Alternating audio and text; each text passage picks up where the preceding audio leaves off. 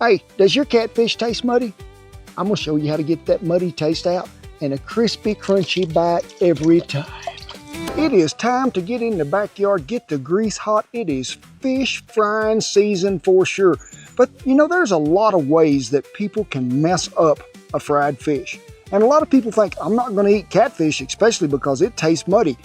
I'm gonna walk you through the steps and show you what to buy, what it's supposed to look like, and the thing that is the star of the show, that crispy crunch that you need in every bite, and that comes from a resting on a wire rack before it's fried.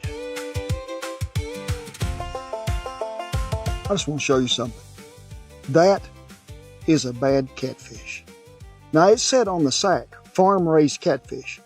I don't think he was raised in the water by that color. I think he crawled around on the ground for half his life. Now when I was growing up, we eat a lot of mudcat or old yellow bellies because that's all that was in them farm ponds. And they looked a lot like that. But look right here, look at all this brown in here. That's what I'd call a mud line. And I mean, it goes way down in there.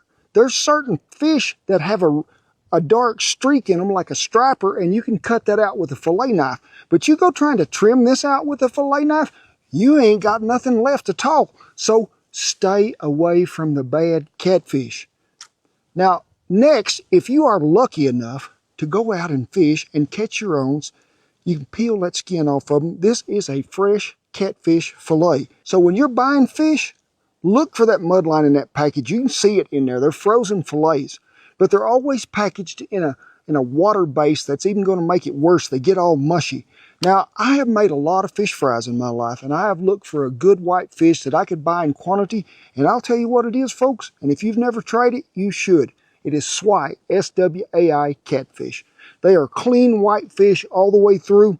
Probably some of the best eaten catfish I ever had, but I do love a fresh fillet, I do. But say you caught a bigger catfish. I mean, you was lucky that day, and he's got a little dark streak in there. We're just going to split this one right down the middle of the seam, and we're going to see what it looks like. As you turn this over, I want you to look. You can see just a little of that mud line in there. So it's really better to do when they're sort of frozen, just a tad, because they're easy to trim up. But if you take your knife and cut, and if you got a fillet knife, it's even better than that, and just peel this out of there, that way you get rid of it. Now, I was on a ranch a couple of weeks ago filming for our new series, The Cast Iron Cowboy, and we were doing a fish fry. And there was a fellow there said, man, we eat a lot of catfish, but sometimes it tastes a little muddy. But got a trick for you. He said, use Sprite soda pop. Let it soak in there about 30 minutes, and it'll take some of the muddy taste out. So we're going to try it. I do know, he told me if you leave it in there too long, it will get mushy. So I'm going to look at my watch. Make sure they're covered 30 minutes from now, but it's time to mix up the dry because the coating on the fish is nearly as important as catching that fish it is. We got about a half a cup of flour. We're gonna get us some cornmeal. And they make all kinds of fish fry batter mixes that you can buy at the store. If you got a favorite one, you just use it. That's fine with me. I ain't got no complaints. Cornstarch. Not only is it good for scalding and diaper rash for babies, but it helps the batter and the coating adhere to what you're frying. So we'll give it a little sprinkle, about that much. Original low sodium seasoning. It is new and you folks need to try it. This has got the same great flavor, but less the sodium. Now, if you ain't got it and you just want to use salt and pepper, that's fine with me. I don't care. All right, time to mix that up, the dry.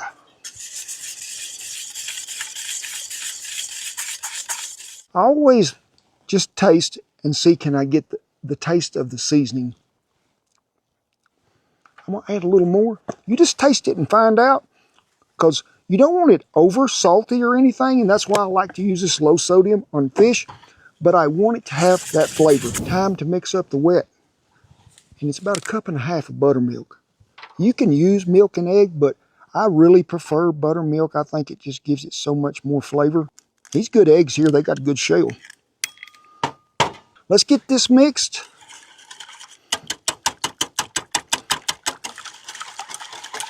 And I love to add me a little smoked paprika because I think it just brings out some really good flavor.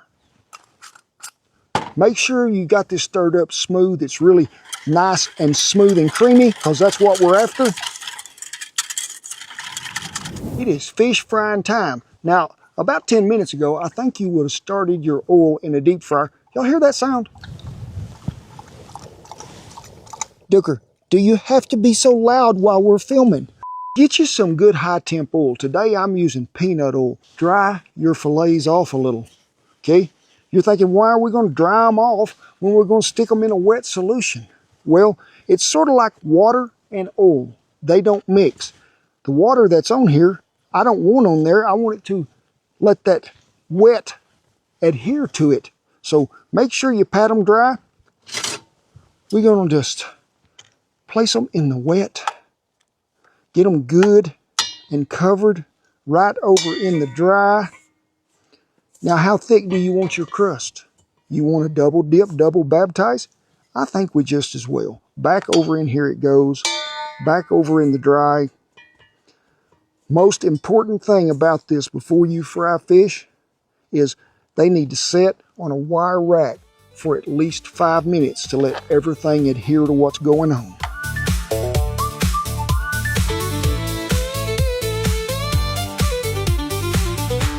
Guess what? Oil temperature is at 355. I like to start a little over because when this cold fish goes in, it's going to drop that temperature a little. Remember, they have dried on the wire rack. They are ready to be baptized. That is a beautiful sound. I just love it. I do. Catfish fried up. Don't overcrowd the boat when you're doing this. We're just going to put about 3 in there. All right, when you first put them fish in there, just let them sit there and just do their stuff, okay? You can move them just a little. If you think one of them is over there trying to hug up to the other and you're afraid they're going to stick together and be conjoined twins, but don't be turning them too soon because you'll knock some of that batter and that fry off there. I like to let them go probably 2 to 3 minutes till I can see a golden crust begin to form. And then we'll go flipping them back and forth, doing the fish fry yoga, Whew. That is a plate that brings back a lot of memories, it does. One thing missing, and I ain't got no garden. It'd be a big old green onion set up right there because you couldn't have a fish fry unless you had some green onion to go along with it. Now, I'm gonna break this one in half because I just know there's gonna be some goodness in there. I just wanna see in here what's going on. Here's some fish. Here's some more fish, clean and white in every bite. That rhymed right there, and I am going to have me some. Can you hear that crunch? I can hear that crunch.